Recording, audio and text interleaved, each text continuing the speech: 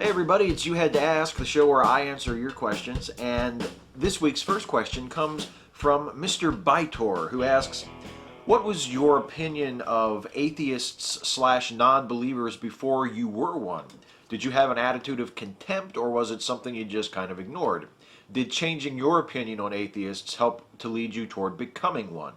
When I was a believer, or when I called myself a believer, when I was trying to be a believer, I had I had kind of an attitude toward atheists. I was just baffled. I was like, how can you not believe? How can you believe that everything just is without a divine hand directing everything?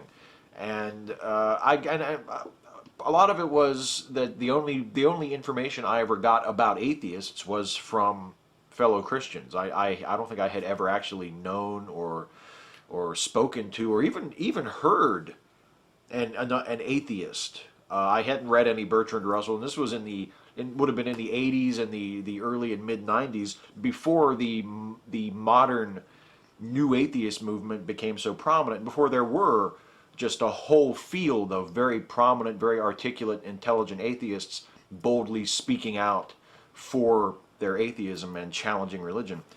So I didn't really have any atheist role models.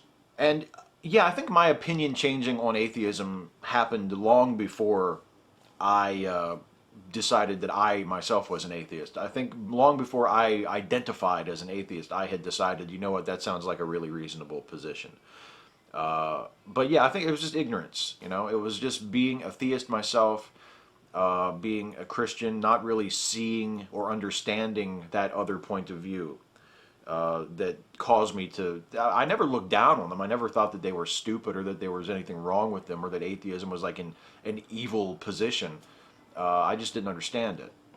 Bagser1, what do you think was the best decade for film? The film critic in me leans toward the 70s, but the kid in me leans more toward the 80s. Also, what was your initial reaction to Disney buying the Star Wars franchise? I would go along with the 70s. I know that that is a boilerplate answer.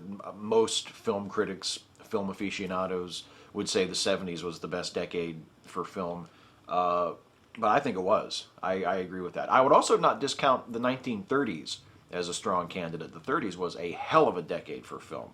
One of my very favorite films ever, Charlie Chaplin's City Lights, one of the most beautiful films you'll ever see, was made in the 30s. So was All Quiet on the Western Front. And of course the 1930s obviously had 1939, the magic year of the cinema, where there were so many great films released. There were enough great films released in 1939 to fill an entire decade unto themselves. I mean, Wizard of Oz and Of Mice and Men, and I think Stagecoach. Wasn't Stagecoach in 1939?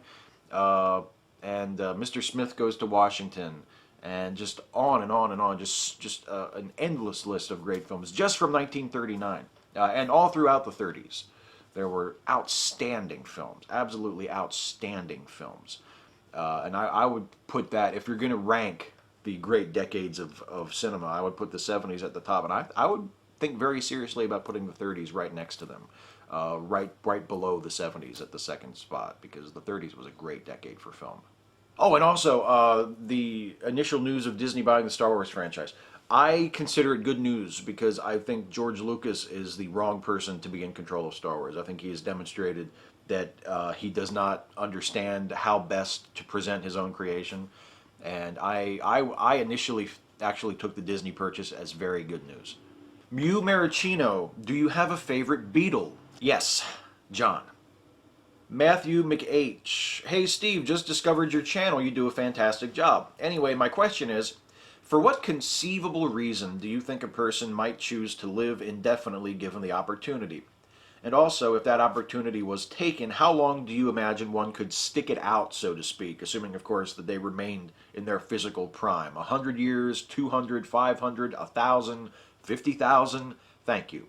Well, thank you, Matthew, very much for your kind words and for your subscription. Welcome aboard. Glad to have you. The conceivable reason why someone would want to live forever is fear of death. And it's not a logical reason. There's all kinds of rational arguments you can make against immortality, that you would, the biggest one being that you would just go insane. You would get completely bored with everything given that infinite length of time, and eventually you would long for release. You would want to die because your life would have continued for so long that it would have exceeded all purpose and reason. But that's not, people don't think about that when they think about the afterlife. And even I mean, I don't want to die. I don't want to cease to exist. I am not looking forward to the end of my life at all. I want my life to go on. And that is not a rational position. That is a very selfish, very emotional, very instinctual feeling that I have of, I don't want to die. Of course I want to live forever. I don't want to die. That's the reason. As for how long it would be, I don't know. I would like to see how long it would take. I mean, I would, if they ever have an experiment that say, look, we have a pill and you can take it and you'll live for as long as you want. We just want to see how long you can live until you go fucking totally nuts. I would sign up. I would go for it. I'd say, yeah, let's see how long I can last. Joffrey 500, who's your favorite superhero? Why and for how long? It's either Superman or Batman, and I think between the two I have to say Batman. And since I was little, since I was probably 8 or 9 years old, I liked Batman before the Tim Burton movie came out, the first 1989 Batman. But that was really what kicked it into overdrive. I mean, seeing that movie, and then of course the marketing blitz, the merchandising, all the cultural stuff related to Batman that came after that. That's really what set the hook for me as a Batman fan. I was 9 years old, and it was just like, I mean, that Batman movie was like porn to me, and it made me a Batman fan for life. Even though now I look back and I really don't think it's that good of a movie, but it still it hooked me completely as a Batman fan. So yeah, since about 9 years old, it's Batman. I mean, I love Superman too. I think Superman is just a splendid character, but it's between those two. And if I have to pick, I pick Batman. Batman is tragic. Superman has elements of tragedy too. It's very possible to write a Superman story that would break somebody's heart. But essentially, I think he is an optimistic, inspiring character. Whereas Batman, I think, at least as I see him, is essentially a very sad, tragic character. And that appeals to me. That appeals to me as an audience member, and it appeals to me as a writer. I love a good tragedy. I love something that has the potential to just break my heart. And it's possible to take very complex views of Batman. You can look at Batman from the perspective of, why is this guy doing this? You know, he's not as simple and as true of a hero as Superman is. Batman, you can look at and you can say, he really shouldn't be doing this, and and I find that fascinating. Here's another superhero-related question from Jaybird196. Steve, what superpower would you like to have, and what superpower do you think is the most useless? I'm afraid I don't have a very interesting answer for you. It would probably be the power of flight. It's levitation, Holmes. I would just love to be able to fly, like Superman, like Raccoon Mario.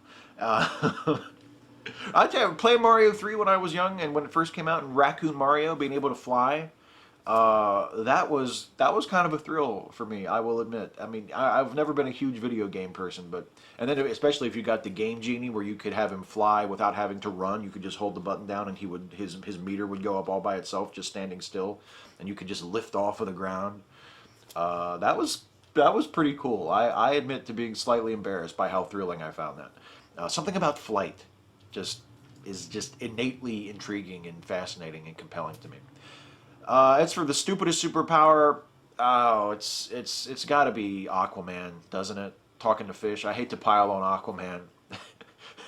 I hate to be that guy who shits on Aquaman, but talking to fish. I mean, Aquaman does have some other cool powers, being able to breathe underwater, the super strength, all that. I mean, but the talking to fish bit, telepathy to fish, that's got to be the shittiest superpower. Mighty Zan 1979.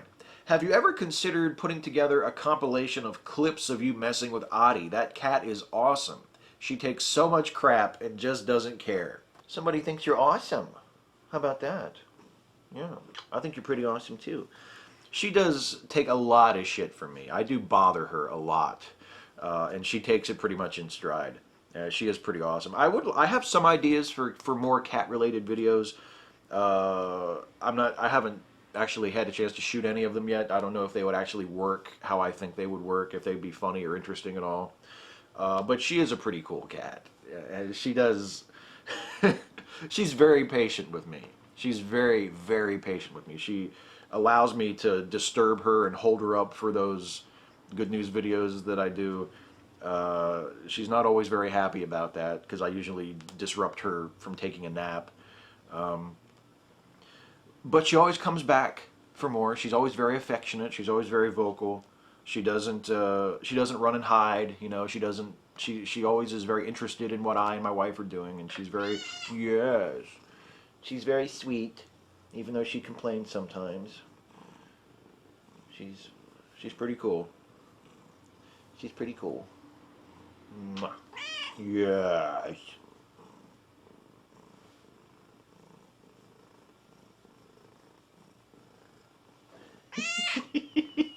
Cranes Not Skyhooks. Hey Steve, would you ever vote for a third party, like the Green Party? I think you would agree more with their views than the views of the centrist Democratic Party. I have voted for Green Party candidates before. There was a Green Party candidate for my local, my congressional seat a few years ago. I think not the election before the last election, I think. I voted for him. I voted for Green Party candidates here and there before. So yeah, I mean, I would certainly vote for a third-party candidate. I wish that there were more third parties, and I wish that third parties, minor parties, I guess it's more proper to say, had a much larger, more influential role in our democracy. I don't think I would ever join one because most of them are rather narrowly focused. Like for instance, there's an atheist party. There's the National Atheist Party. And I think that's great. I wish that it had more of a seat at the table. I wish it had a more prominent voice in our debate. I love the idea of a national atheist party. But I don't think I would ever actually join the National Atheist Party. I prefer to kind of to kind of be a free agent. To sort of, I like being unaffiliated. I like being independent because that way I don't feel like I am lending my support to someone else's voice without approving everything or agreeing with everything that they say. I like being able to pick and choose, a la carte, a la carte. But yeah, I have voted for third-party candidates in the past, and I certainly would vote for third-party candidates in the future if I felt they were the best candidate. But I probably wouldn't actually join a third party, or one of the two major parties either. Tudor 1886. Two questions for your next week's episode. One, are you a DC or a Marvel fan, and why do you prefer one over the other, or why do you like both? And two, what is your top 10 or 5 best films of the past 2000s decade? I'm more of a DC guy, and I think it's mostly just because those are the characters that I know the best and that I like the best. I love Marvel too. I mean, I love Spider-Man. I love the Incredible Hulk. But you know, with DC, I just have so much love and affection for Batman and all those related characters, and for Superman and Superman's family of characters. DC just overwhelms Marvel just in terms of my affection for the characters and the importance that I place in them as opposed to Marvel characters. But yeah, I have nothing against Marvel. I think both companies have done amazing stuff, and both companies have done absolutely fucking awful, terrible, dreadful stuff. So I don't think one has bragging rights over the other. As for the second question, my 5 favorite films of the previous decade of the 2000s, by which I assume you mean from 2000 through 2009.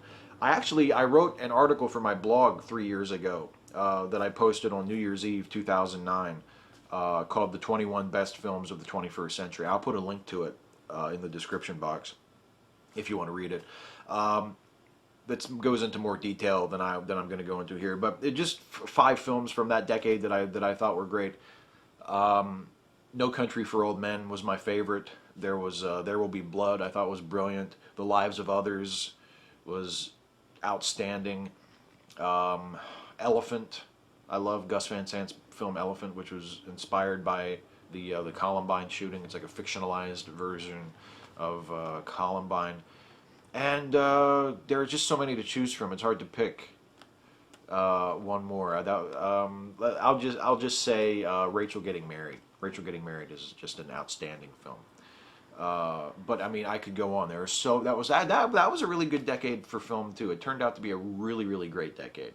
I mean, Crouching Tiger was in there, Lost in Translation, Requiem for a Dream, Brokeback Mountain, just so many great films from that decade. And like I say, I'll link to that article that I wrote. I talk about a lot of those in that. It was a really good decade for film. Dr. Themo, what do you think the world would be like if everybody suddenly lost the ability to lie in any way? I think the world would suck if we lost the ability to lie. I think it would be a horrible, horrible development. I mean, it depends on how broadly you interpret lie. If you interpret lie as a willful deception, then and that's as far as you take it, then it wouldn't be as bad, but it would still be bad. Think of all the times we tell each other things that aren't true for larger, more positive reasons. I mean, every time you lie, it's not an act of evil. You sometimes lie legitimately to protect people, or you lie just to make things easier on yourself. If your wife says, oh, hey, did you take the trash out? And you haven't taken the trash out yet, but you just say, yeah, I took the trash out, because you don't want to catch shit from your wife. And you know you're going to take the trash out in half an hour anyway, so what the fuck difference does it make? Things like that. You know, lying in general, dishonesty in general is rightly frowned upon and discouraged. We have to be able to trust each other. We have to be able to be honest with each other and rely on each other in order for our society to function. But lying does have its use. Lying does have its place. And if we were not able to say anything untrue, if we were not able to choose to say untrue things, then I think it would really be kind of a shitty world. A shittier world even than it is today. It would be better if we were more honest, but it would not be better if we were incapable of being dishonest. Yeah. No. And I'm done, but before I go, let me do a shout out. This week's shout out goes to Skeptically Pwned. It is absolutely beyond me how this channel, Skeptically Pwned, does not have just gobs and gobs and gobs of subscribers. But for some reason, it doesn't. It is such a great channel, such high production value for the videos, very funny, very clever stuff, done the brainchild of John Rail. He has videos in the, he did the Shit Skeptics Say videos. I think there are 3 of those. His first video, way back from 3 or 4 years ago, is making fun of John Edward, the phony psychic, and is really, really funny. Not just for the takedown of John Edward, but also for a bit that John Rail does of going back and forth from the different camera angles, having to have the camera cuts to a different angle and he has to run to catch up to it. And it's just a really funny bit. And last year he did a video pwning 2012, the 2012 doomsday scenarios, that is chock full of guest stars that are like great idols and celebrities in the atheist and skeptical community. Brian Dalton from Mr. Deity is in there. DJ Grothy from JREF is in there. Adam Savage of Mythbusters, who was also a speaker at the Reason Rally last year, he's there. And so is Rachel Bloom. She's there too. Chauvinist. So it's a great video and it's a great channel. And if you haven't seen it for some reason, you should go check it out. Skeptically Pwned. It's really funny, really well-made stuff. That is it for You Had to Ask this week. Thank you all so much for your questions, as always. I will be back next week to do this yet again, but in order for me to do that, you have to ask. So please leave a comment on this video with your question for next week's video. Anything you want to know. Questions about me, questions about my opinion on stuff, questions about shit that happened, whatever. Anything you want to know, anything you want to hear me talk about, leave it as a question in the comments and I will answer them if I can and if I feel like it, because it is all a completely arbitrary process. And like God, I am totally petty and arbitrary and capricious. Unlike God, I'm actually here and I will actually answer your questions. So please ask. I will be back next week to answer some of them. Thank you so much for watching and I will see you then.